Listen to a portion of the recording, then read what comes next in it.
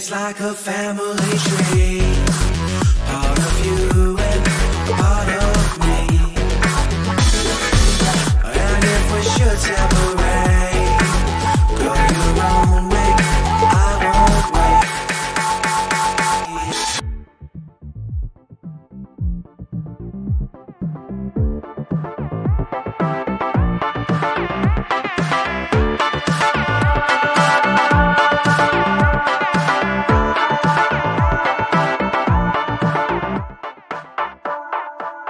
Bring the funk back.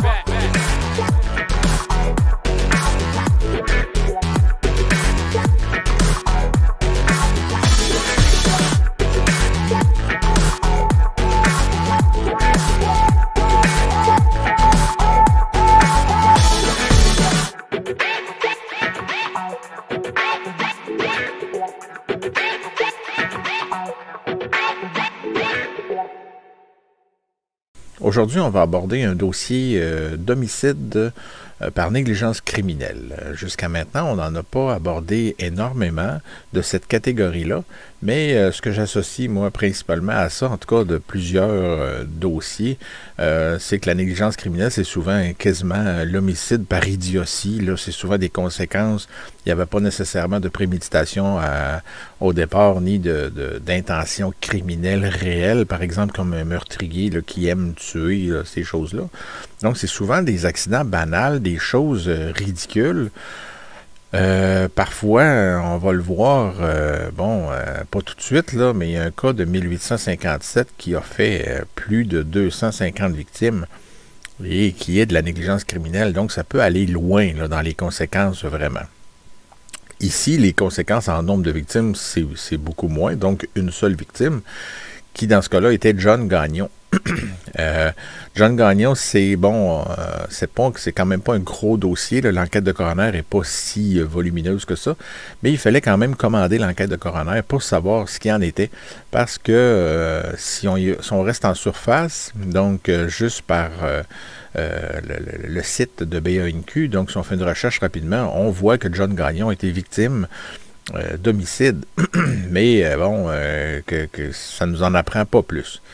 Ce que le dossier nous apprend, et on va le regarder ensemble bientôt, c'est que, il y a des gens qui s'amusaient à se tirer dessus, tout simplement, mais en chargeant la carabine avec de la poudre seulement.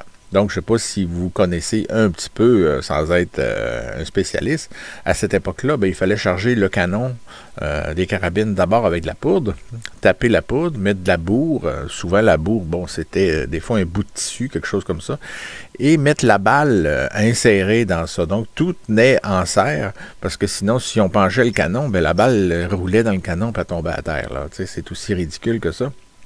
Mais ces hommes-là, pour une raison assez ridicule, se sont mis à jouer, à se tirer dessus, mais seulement avec de la poudre. Et ce que le rapport de coroner a dit, c'est qu'à un moment donné, il y a eu de la mauvaise poudre dans le canon, et en tout cas, c'est ce qu'on déduit, là, que la décharge a été plus forte que prévu. Et John Gagnon a eu s'est retrouvé avec une plaie de 7 à 8 pouces dans une cuisse, et il est mort au bout de son sang, après une trentaine de minutes. Donc, aussi ridicule que ça.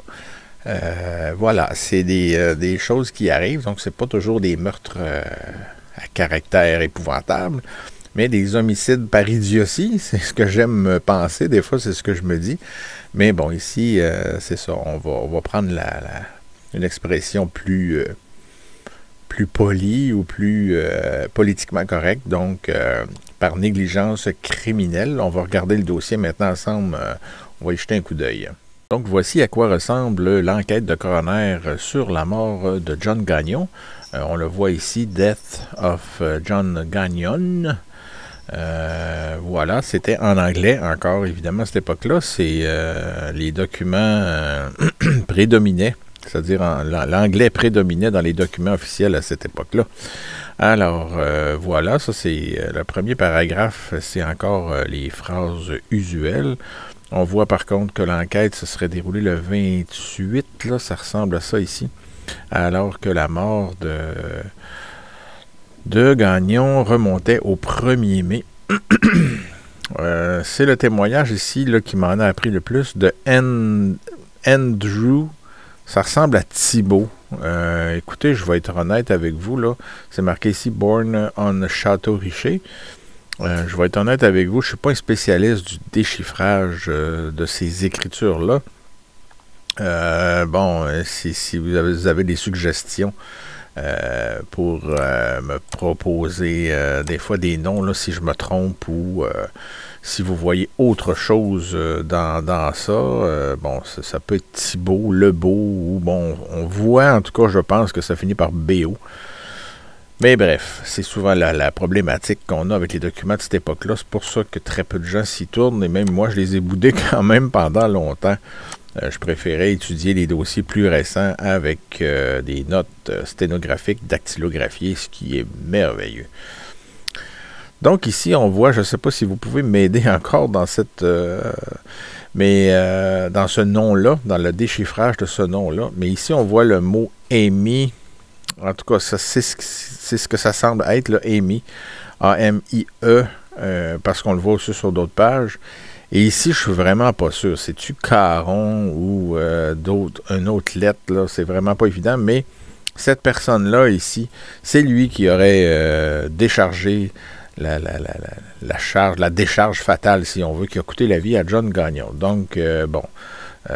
comme je le disais tantôt, il n'y avait peut-être pas d'intention criminelle dans ça, mais bon, quand même, c'est lui qui tenait l'arme mortelle, qui, bon, leur jeu a fini par mal tourner, comme on l'a vu. Bon, ici, on voit, là, at the ground, to each other's feet, donc il se tirait dessus, on dirait en direction des pieds. Which fusil. Là, ça, je suis vraiment étonné parce que le document est en anglais, mais on utilise le mot fusil. En tout cas, c'est ce qui me semble être là. Donc, le mot fusil qui est en français, finalement, au lieu de gun ou, bon, de carbine ou shotgun ou quelque chose comme ça. Mais bon, bref. Et ici, sadness, c'est ce qui me semble être là. Sadness powder only. Donc, chargé seulement avec de la poudre, comme on le disait tout à l'heure. Donc, bref, c'est ça. C'est surtout ce témoignage-là de Andrew Thibault ou quelque chose dans ce genre-là qui nous met sur la piste là, de ce qui s'est réellement passé. C'est quand même important parce que ça nous permet de dresser un portrait de notre passé. Donc, c'est pas toujours des crimes d'une violence désirée, si on veut. Là. Des fois, ça arrive. C'est la négligence criminelle, c'est pratiquement un accident.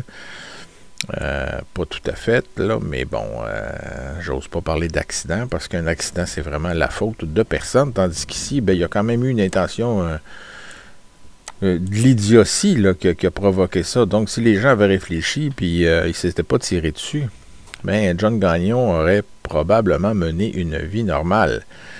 Mais voilà, c'est des choses qui arrivent, comme on dit.